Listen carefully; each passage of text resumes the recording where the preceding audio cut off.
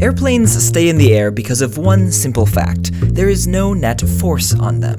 And with no net force, an object at rest stays at rest, and an object in motion stays that way, even if it's in midair 10 kilometers above the Earth's surface. Now, of course, it's not like there aren't forces acting on the airplane. Gravity pulls down on the plane itself, plus all of the people and baggage inside, and every single air molecule that's shot through the engines or collides with the fuselage or wings pushes on the plane as well. But if all of these forces are balanced, in particular if the air molecules push the plane up enough to counteract gravity, then the plane stays up.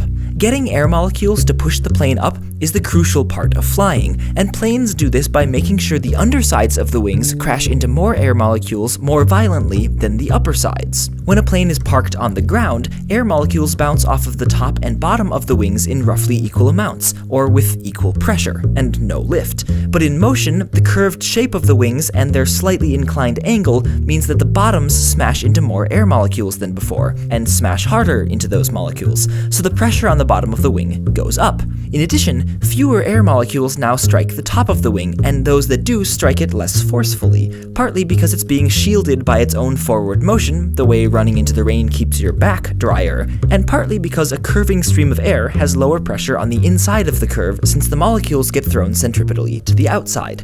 But whatever the reasons, the pressure on the top of the wing goes down. So low pressure or less downward force on the top, plus high pressure or more upward force on the bottom, and the plane has lift. And if the force imbalance is big enough, it can lift the plane up into the air against gravity. Now, all this crashing into air molecules to lift the plane also pushes to slow the plane down, which it would if not for engines. Engines also push air, in this case backwards, either via a propeller or a jet driving a propeller. For various reasons, it turns out that you want to have a really big propeller driven by a really small jet for the most efficient engine. But even in inefficient engines, the spinning fan blades generate their thrust, which is essentially horizontal lift, by moving quickly through the air with a curved shape and a slightly inclined angle. They're essentially mini wings. And so an airplane is essentially a meta wing. It flies by moving mini wings fast enough to push air molecules backwards, which moves the plane forwards fast enough that its big wings push air molecules down. Whoa. Wingception.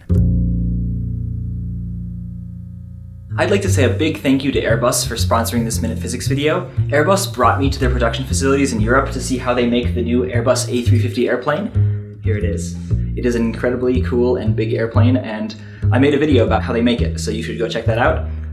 It is pretty incredible. Also, the engines on the thing are so enormous. You really can't tell from a model like this, but when you're there in person, it's just astounding. And that is precisely so that the engines are more efficient. As I explained in this video, if you have a big fan on an engine and a small jet, they will be more efficient. And that is how this airplane is one of the most efficient ones in the world at this point in time. So again, thank you to Airbus for supporting this video. I hope you enjoyed it.